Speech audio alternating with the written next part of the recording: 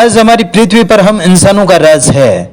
हम शरीर से इतने ताकतवर तो नहीं, पर दिमाग से बहुत ताकतवर हैं। लेकिन हमारी पृथ्वी शुरू से ऐसी नहीं थी। पृथ्वी बहुत सारी परिस्थितियों से बनकर गुजरी है। इस पृथ्वी पर बहुत सारे जीवों का राज रहा है। उनमें से एक थे डायनासोर। डायनासोर के युग को ट्रायसिक पीरियड कहा जाता है।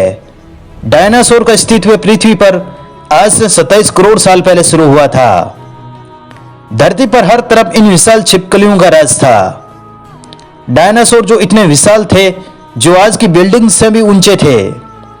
इनका जबड़ा इतना ताकतवर कि किसी भी जीव को मसल दे। इनकी रफ्तार का कोई सानी नहीं था, जो 90 किलोमीटर प्रति घंटे की रफ्तार से दौड़ सकते थे। आसान भाषा में यूं कहें, ये विशाल दानव जैसे प्रतीत होते थे। डायनासोर ने 17 करोड़ सालों तक पृथ्वी पर राज किया। वे जहां चलते वहां आज हम चल रहे हैं। इसी हवा में सांसें ली, इसी धरती पर लड़ाइयां लड़ी। इन डायनासोर की कई हजार प्रजातियां थी। इनमें से कुछ शाकाहारी थे तो कुछ मांसाहारी। इनकी संख्या उस वक्त करोड़ों में थी। कुछ बहुत ही शांत स्वभाव के थे तो कुछ डायनासोर बहुत ही हिंसक और खतरनाक। वे उस समय के सबसे सफल जीव थे। लेकिन एक दिन ऐसी घटना होती है कि अचानक से ये पूरी धरती से गायब हो जाते हैं। लेकिन ऐसा क्यों हुआ और कैसे हुआ, आइए जानते हैं आज के इस वीडियो में। मैं हूं आपका दोस्त दिनेश चौधरी और स्वागत करता हूं आज के इस वीडियो में। आज का वीडियो टाइटल है डायनासोर मास एक्सटेंशन। डायनासोर ग्रीक भाषा का शब्द है जिसका मतलब होता है एक भयानक छिपकली। डायनासोर की हजारों प्रजातियां थी, जिनमें से टायरानोसोरस, एपेटोसोरस, प्लेटोसोरस, कैमरसोरस, स्टेगोसोरस, अर्जेंटिनोसोरस, कैरिथोसोरस, हाइपेक्रोसोरस और मेगालोसोरस प्रमुख थे। डायनासोर की कुछ प्रजातियां ऐसी थी जो उड़ भी सकते थे और कुछ ऐसे थे जो पानी में तैर भी सकते थे।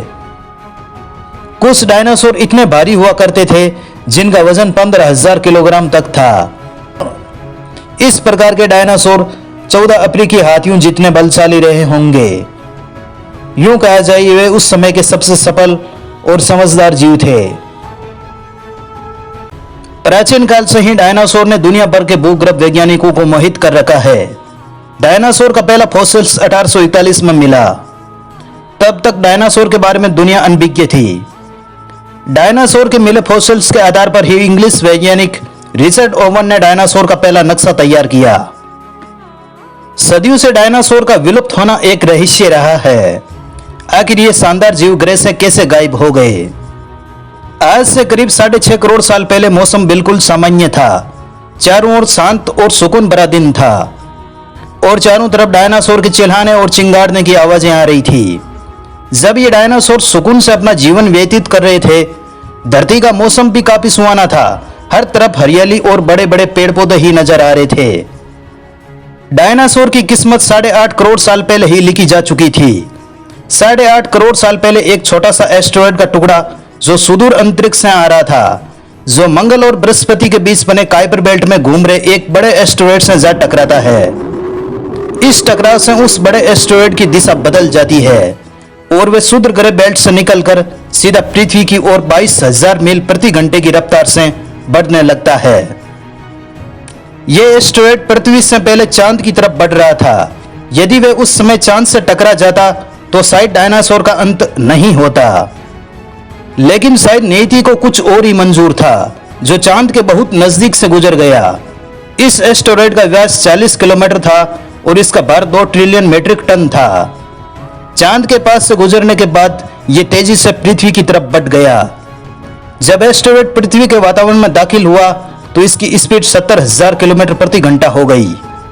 पृथ्वी के वायुमंडल में घर्षण की वजह से यह एक भयानक आग के गोले में तब्दील हो गया।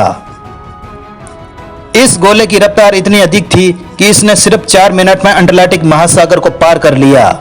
इसकी चमक इतनी थी कि इसने धरती पर टकराने से पहले हजारों जीवों ने जब आसमान की तरफ देखा तो आग की इस देखते भयानक गोले को देखकर अंधे हो गए।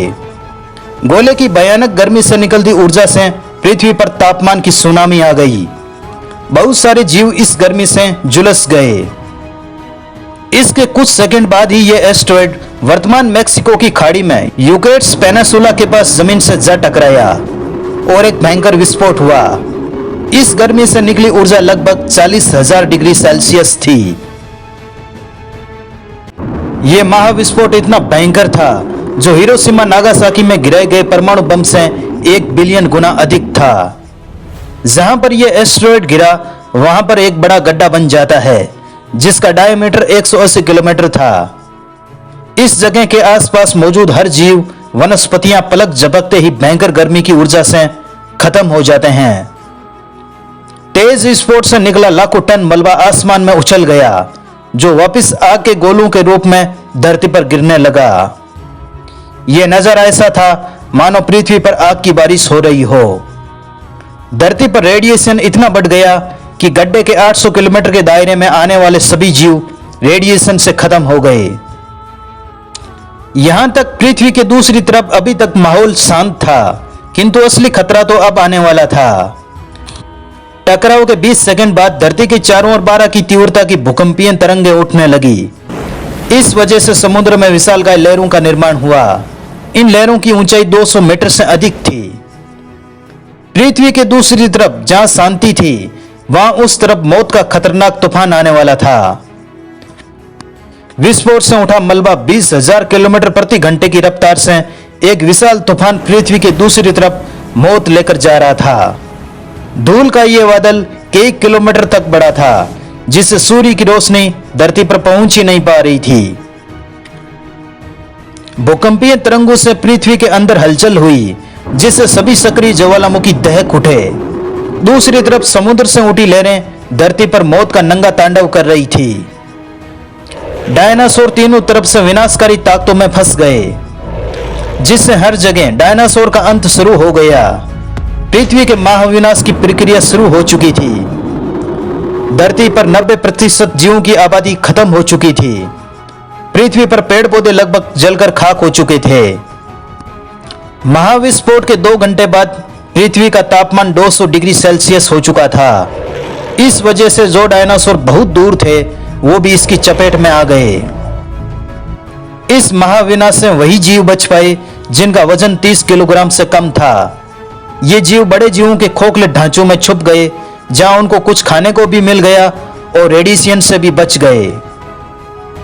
इन बचे हुए जीवों के लिए यह महाप्रलय फायदेमंद साबित हुआ। धरती पर डायनासोर के खात्मे से छोटी प्रजातियों के लिए एक सुनहरा अवसर आया और वो थे मैमल्स। डायनासोर के अंत के साथ ही हम इंसानों के आगमन की शुरुआत हो चुकी थी। इस वीडियो में इतना ही। दीजिए मुझे इजाजत। मिलेंगे किसी नए टॉपिक के साथ नई वीडियो में। वीडियो लाइक शेयर जरूर कीजिएगा और मुझे सपोर्ट कीजिए। आपका बहुत बहुत धन्यवाद। जय हिंद।